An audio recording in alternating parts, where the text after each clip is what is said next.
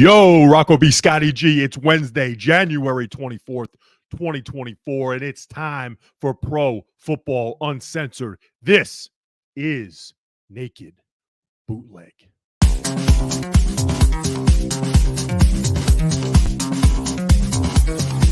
This is a bootleg. Then he comes right back with another bootleg.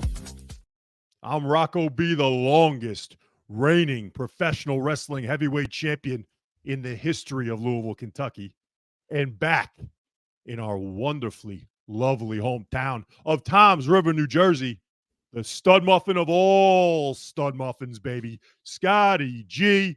How you doing, Scotty? How you doing? Oh, you ready to roll out, baby? Are you Let's ready? do it. All right. What do we got today? Give me something juicy, something sexy today that we can talk about. I got a couple questions on my mind, a couple things we can go over. Nothing too crazy. You want me to just questions? Yeah, we can go a little rapid fire if you want. You want to do a little rapid fire? I want to ask you a bunch of questions, and I want to have them answered immediately. The fuck was that? Okay, you want to do that? You want to do a little rapid fire? Yeah, let's do a little rapid fire.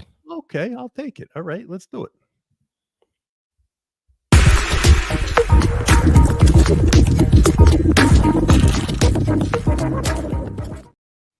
All right, baby. So what do you got? I want to hear what you got for me as far as rapid fire goes. Give me some questions. All right. First thing I got for you is You got there's questions? I got questions. All Okay, right. so the first thing I got for you is there's a lot of talk going around about Big Balls Belichick not getting much traction out there. Now, Atlanta was supposed to have another interview with Harbaugh that I heard just got postponed, maybe canceled completely. So that could indicate Harbaugh going to Los Angeles or back to Michigan. We'll wait and see what happens there. Okay. But with Belichick, there's like no one really clamoring to interview this guy, which is boggles my fucking Bizarre. mind. It's bizarre. What is your thoughts on this whole Belichick thing? And is it possible Big Balls has to wait a year to get a job? By the way, real quick before I answer the Belichick question, it's unfathomable to me that you have Harbaugh taking more than one interview. You got to have more than one interview with Jim Harbaugh. You got to have more than. I one mean, interview with- I appreciate that. I appreciate the the thoroughness, I guess. Are you kidding me? I mean, come on. So Belichick and Jim Harbaugh are both Well, maybe franchise changers. the owners want to make sure the guy's not a complete asshole. I mean, he's butted heads with a lot of owners, a lot of upstairs people. Scotty, my quick answer to this would be with Big Balls. I'm praying, please, Lord, let him stay out till 2025. Please. Why? Because you want him on McCarthy Big D? is whack. He's the lamest duck in the fucking league right now, Mike McCarthy. We all know he's gone. We all know he's going to fail miserably, and we're going to get somebody else next year because Jerry Jones is going to be at that point, 97? So he's going to need to have someone come in and say, we got 1 year, maybe two, maybe. Depends on how the Botox is working for old JJ. I think part of the problem is everybody knows he's trying to get that 15 wins and get out. So if you're a team that's trying to build a culture there, you're going to have him maybe 2 years max. I mean, if the guy wins 12 wins his first year, what is he going to quit on you halfway through the season after he gets the record? Who knows? Now, I don't think that's going to happen, but 2 seasons he could be out. I think it's got more to do with the fact of what did he do without Brady? What did he do without a quarterback, right? And that would worry me. I mean, the last time that he was without Brady or without the Hall of Famer, if you will, he had Matt Castle. You know, when when Tom Brady went down, and Matt Castle had to take over, and I believe they were 11-5 and still missed the fucking playoffs that year. But still, that was ages ago. So I hope that these teams, for some reason, like we were talking about yesterday, maybe they're like too hooked on these offensive coaches, and maybe they're going to let Big Balls maybe sit out a year. And as a Cowboys fan, I would love it. We'll see. All right. What do you got? You got anything before I keep going? Ask you something. Let me just I get figured. a question. You know, we've talked about this before when we talked about the Tampa Bay and Detroit game, okay, and the debacle that happened at the end of that game. there were two debacles, and we'll get into the 2-point conversion part of it a little later, I think. But Scotty, why did Todd Bowles give up on that game? Okay, we already covered this, brother. I told you the game was over. It wasn't over. Okay? Any intelligent human would have ended that game. You got dumbass Goff and dumbass Dan Campbell were all shooting in their shorts because they were like, "Oh my God, we got our second playoff win in 50 years." We might as well, kneel the ball 20 seconds early. Like if he kneels it on time, the game's over. But now, didn't. Okay. I get it. I mean, Todd Bowles isn't the greatest coach. Everyone's making me defend Todd Bowles, but I mean, it's kind of human nature. You expect them to do the right thing. It's like, brutal. All right, maybe he should have paid attention to the last second of the game, but I mean, we really think they were going to, anything could happen, but we really think they were going to come back with 10 seconds left. I don't like his answers. His answers have been along the lines of the game was over. It was going to delay the obvious. He would have just made the field goal. They would have been up 11 and the game's over. Do you fucking know that? I mean, look, he's not a good head coach. I've been saying this since he's with the New York Jets. He's a good coordinator. Yeah. You gotta. We've been trying to get everyone fired on this fucking show. No, but you can't do that as the head coach of the team, and you've basically told your players you gave up. The Detroit Lions were dumb enough to give you a fucking timeout with 30 seconds left. I agree. It was it was an oversight. I agree. It was a bad play call. Brutal. But at the end of the day, it should have never happened if the Lions didn't do such a dumbass thing. But they did. And you got to be the smart coach. And I get it because he could have. And I get it because they could have ran the punt back. I mean, look at the Jets-Bills game week 1. They could have ran that shit back, and then we got a whole different ball game. Field goal back. The guy Badgley, who is not good from 50 plus, and that would have been right around a 50-yard field goal. He's not a good long distance kicker. So you're telling me that the fucking 3-pointer was automatic? No. So I just have a huge problem with it. And honestly, Scotty, I as a player, I would hate that. My whole season came down to potentially we had a couple more shots at this thing, and yet no. So I don't think Todd Bowles should be head coach. So it's brutal. And I'm gonna ask you one more thing, and that kind of piggybacks off what we were talking about. What the fuck is it with these coaches going for 2 all the time? I like it. Do you know how many times I've seen not only like we'll talk about the Lions and Buccaneers game. It's 31-23. The Buccaneers just put one in the end zone to get to 23. Now, instead of them saying we're going to kick either 2 extra points over the next course of the 2 touchdowns or the next tie it, correct? To tie it. Yeah. We're going to try right now the 2-point conversion so that if we get it, when we score our next touchdown, we can win the game. Point is to win the game. Correct. Okay, fine. But you're telling me now that once you miss the 2-point conversion, you got to go for it again. Let's go for it again. So yes, let's go into the because analytics show professional football, it's highly unlikely, and I'm not saying it doesn't happen because it's happened before, but you have a very low chance of missing 2-point conversions in a row. So if you get the first one, you have a chance to steal the game. If you don't, the second one, then it's the same shit. So you're just right back to where you started, right? Because but if you get the first one, you have a chance to win it. And that's what the game's all about. You play to win the game. Oh, boy. Here's Hermie. Hermie's coming back. Oh, boy. One of the worst time management coaches in the history of coaching. I love it, and it also makes shit interesting. Yeah, I don't like it. But here's where I like say that situation. Go ahead. We can argue all fucking day. But can you give me the common sense on this? And I've seen this happen multiple times over the past couple of years. Tell me why a coach would go for 2, especially later in the game, down 9. Tell me that. Why would that happen? You can't, because it doesn't make any fucking sense. Okay? Who did that? There are a bunch of teams I've seen, and I can go back through our messages when we're watching games on Sunday.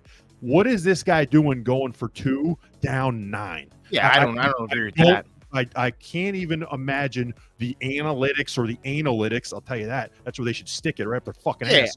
I get it. I don't get that. It's unreal, right? But that's what these guys are doing. And I think Staley did it a couple times. 9 going for it on when you're down 9 makes no sense.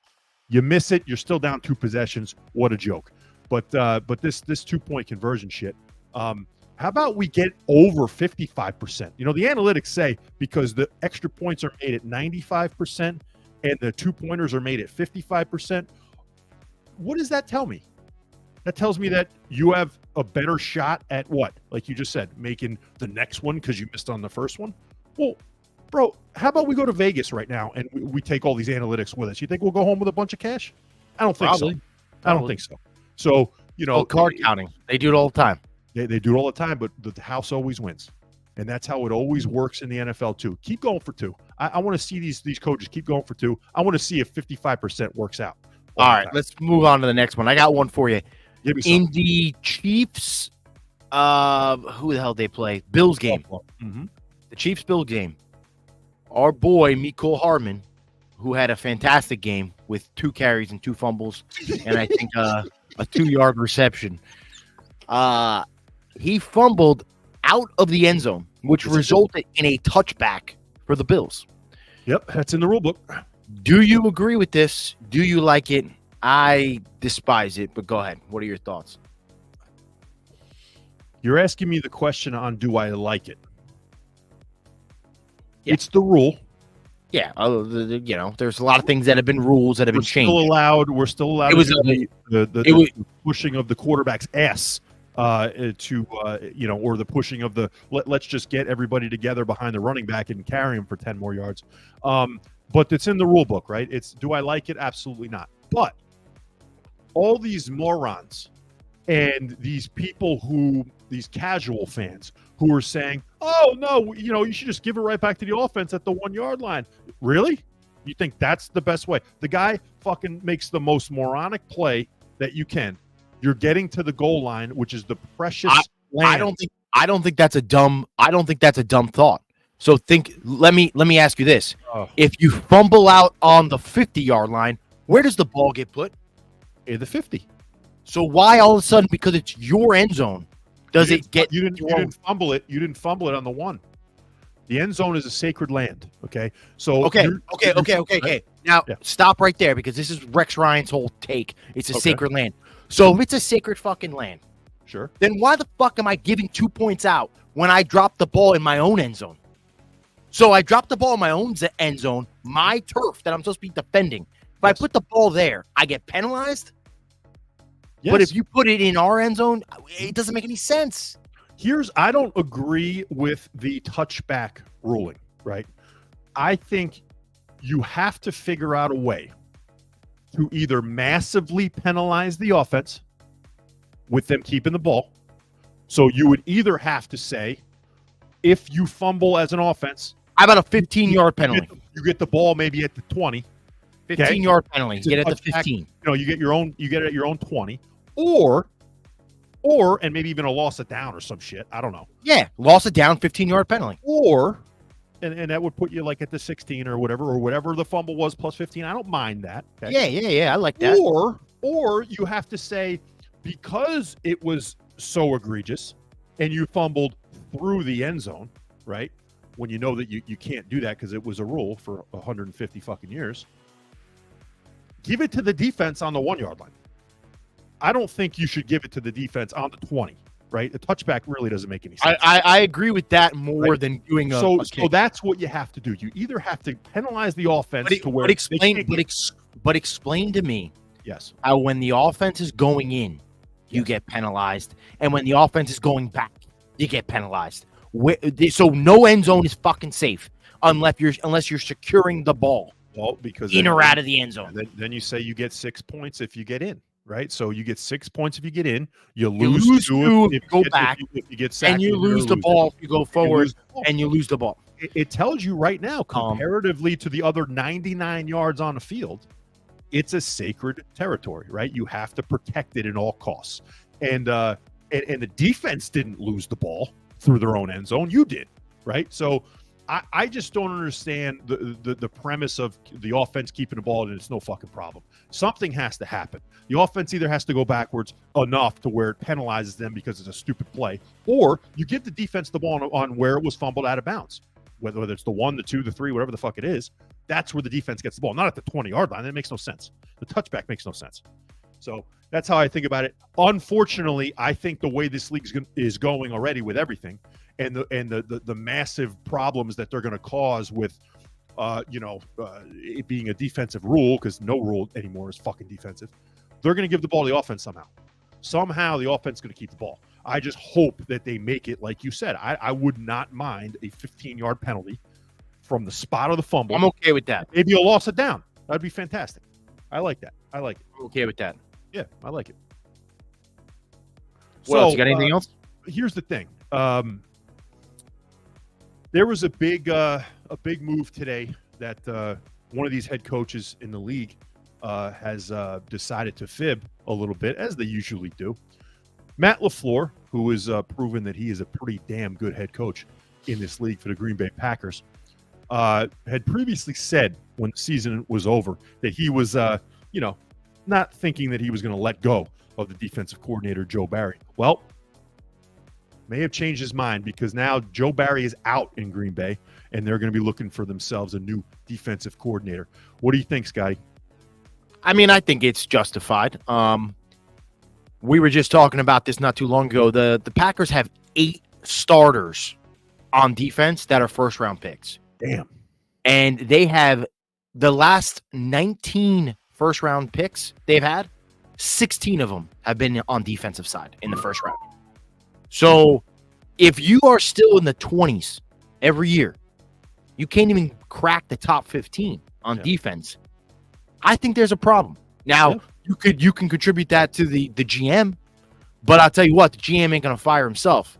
So if it's coming down to, okay, man, it makes some changes, then defense should have got more out of these guys. So it makes sense to me. And, I agree. I can't believe, and this is where I'll defend A-Raj a little bit, is that I can't believe that over the course of, I believe it's the past 13, 14 years, like you said, their past 19 picks, 16 of them have been on the defense. 3 of them were, Brian Bulaga, who was a fantastic tackle for a long time. Derek Sherrod, a tackle who kind of underperformed. He was the next year after Bulaga. And then, of course, we all know Aaron Rodgers replacement. Aaron Rodgers fucking replacement and Jordan Love. So, every other pick in the draft for them has been defensive. And most of them have been fucking studs. Okay, so, I'm with you. I mean, they brought in Barry to fix the defense, and they really haven't. So they played well in the playoffs. But I'm going to tell you, I like the move. They should go after one of these dudes like Wink Martindale. Or one of these bona fide studs in college, and get a little younger on defense, as we've seen over the fucking league. But you with 8 first-round picks on your defense, you better be top 5, top 7. And for those Colin Cowherd fans out there, Rodgers had a top 5 or top 10 defense, I think, once in his career, and that was the year he won the Super Bowl. The Jets have been top 5 2 years in a row now. So could also be a reason why New York looked like a nice place to go. Yeah. Holy shit. Yeah, Scotty, I thought that was a wonderful, wonderful, wonderful rapid fire. Here's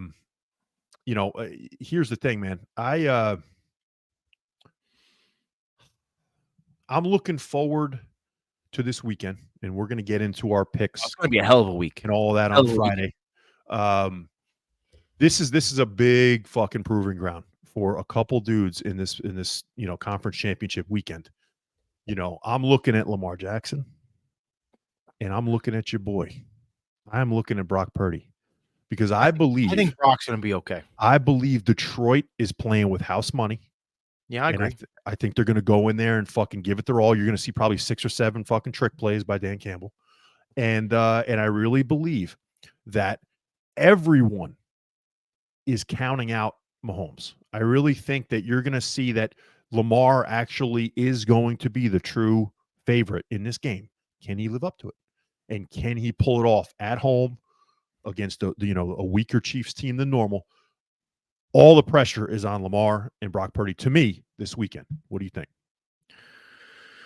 Here's what I think. I think as it stands right now in the NFL, you have the Pittsburgh Steelers, you have the San Francisco 49ers, you have the Kansas City Chiefs.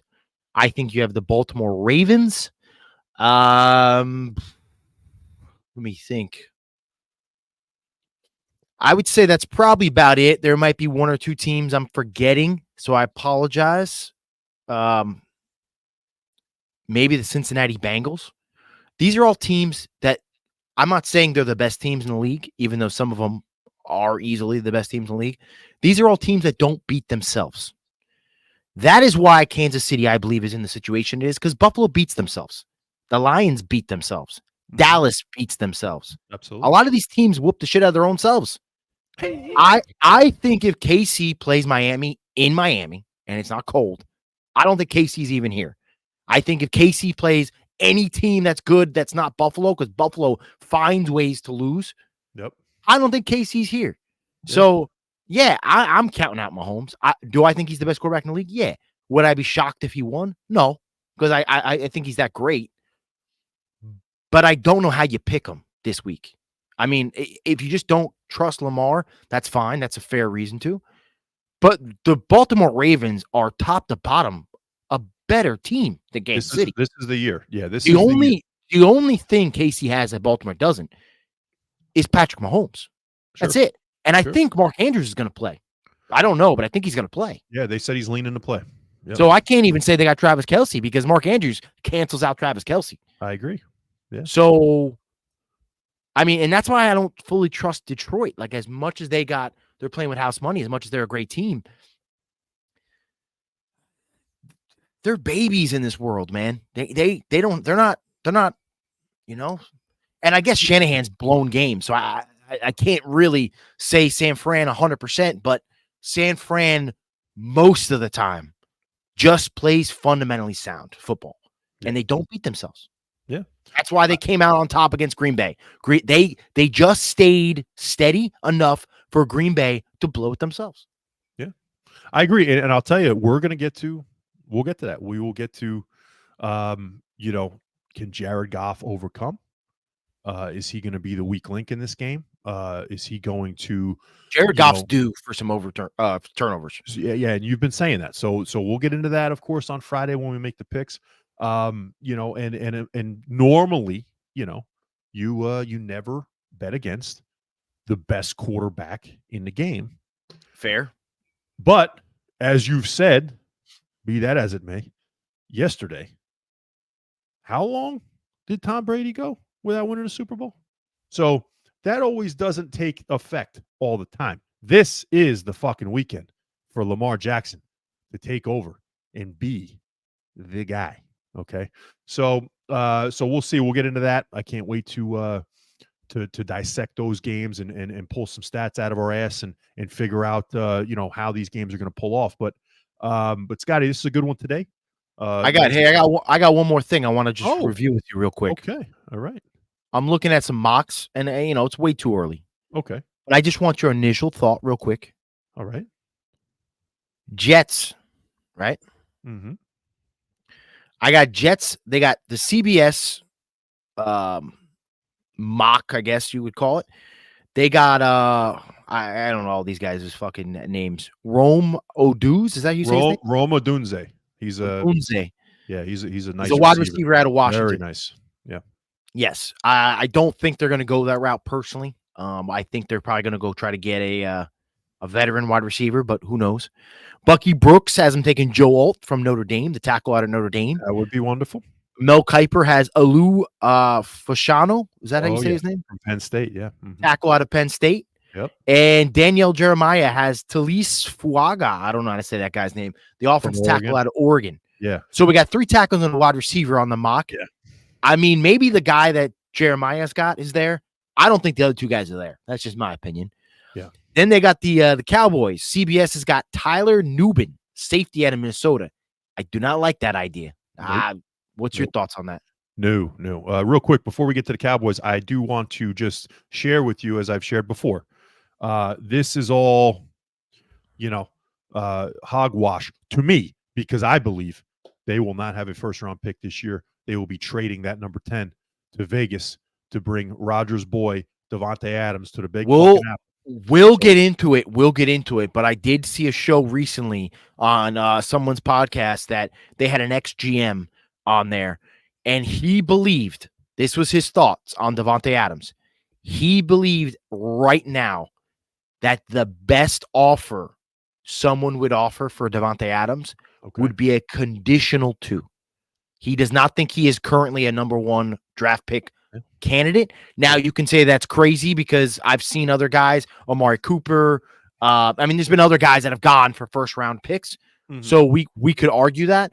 But they said based on his age, based on production, and based on how much he's already getting paid, that there's beliefs it could be like, and if it's a 2, it'd have to be a 2025 pick. So like he said, the Jets could offer a conditional 2 and like a 4 in 2025 for Devontae Adams. That would be fantastic. You offer anything less than a first-round pick, he'll be still a Raider. So that's where I think it's going to be. I think if somebody wants him, they're going to give him a first-round pick. And I've told you since they won all these bullshit games this year, I think there's a certain level of pick that I wouldn't give up for him. 10 straddling that fucking line. If you got the top 5 pick in a draft, I'm not trading it. If you got the top 8 pick in a draft, probably not trading it. 10's like right there, because I don't believe, like, we'll see how the draft pans out, and we of course can't wait, and we'll get into it so much this offseason. But the fact that Joe Alt and Olu Fashanu are going to be there by the 10th pick, I don't know. I don't know. So that would be even an extra bone, if you will, a little bonus for the Jets, that they wouldn't also be there. And then you just get rid of 10, go get your boy Adams, make sure he's on the team, because you fucking need him. So we know that. But as far as the Cowboys go, taking a safety in the first round is a huge fucking mistake. If they don't take anything other than either offensive line or pass rusher in the first round, they're making a huge fucking mistake. Bucky Brooks got him taking Tyler Guyton from the tackle out of Oklahoma. He won't be there. And Daniel Jeremiah has Jordan Morgan, tackle out of Arizona. Yeah, maybe. I don't know if I like. There's still a lot to unpack here. Yeah. We still got the combine. There's still a lot of shit that's got to come down the pipe. I'm just looking at this briefly because this is January. This is my fucking season. Yeah, this is our season. This is our season. It's January. We'll see. But like I said, I think for at least what I can tell you with Dallas is positionally, like, they can't, unless they make the holy shit move that we think that we're going to get into at some point about maybe revamping their quarterback position. If they don't do that, then it's either offensive line, pass rusher. That's it. That's all you need in the first round. And, let's not get another run-stuffing fucking D-tackle that doesn't suit up half the season. Let's not draft a fucking tight end who nobody's heard of, in the first round. Let's not draft a defensive end that can't rush the passer, even in college. So it's like, come on. You'll get like the third running back first round. 24th pick, and that's where they are almost every year. Anywhere between 24 and 28. That's where they are every friggin' year. So, but 11 for Parsons. Well, yeah. Well, that was the Dak. That was the Dak broken leg year. So we got lucky with him. But off-season stuff, can't wait for that. But man, this was good, brother. This was good. Nice and quick. I like it. It's a nice little Wednesday action, and we will get with everyone on Friday for sure, with our big show picking the weekend's games. We're going to delve into it a little bit more. I got to talk some more shit about Jordan Love at some point, try to convince you that he's maybe, not what everybody fucking thinks he is. And Scotty, I know you're going to have something, at least something, maybe two. I'm going to have plenty of anytime touchdowns, plenty of receptions, plenty of yards. Oh yeah. We're getting juiced up. I'm going to try to make some people some money this weekend. Oh, we're getting juiced up. Okay, baby. We're getting juiced up. I'll take it. All right, Scotty. That's it for me. Rocco me B as well. And for Scotty G and Rocco B, I'm saying sayonara. Adios.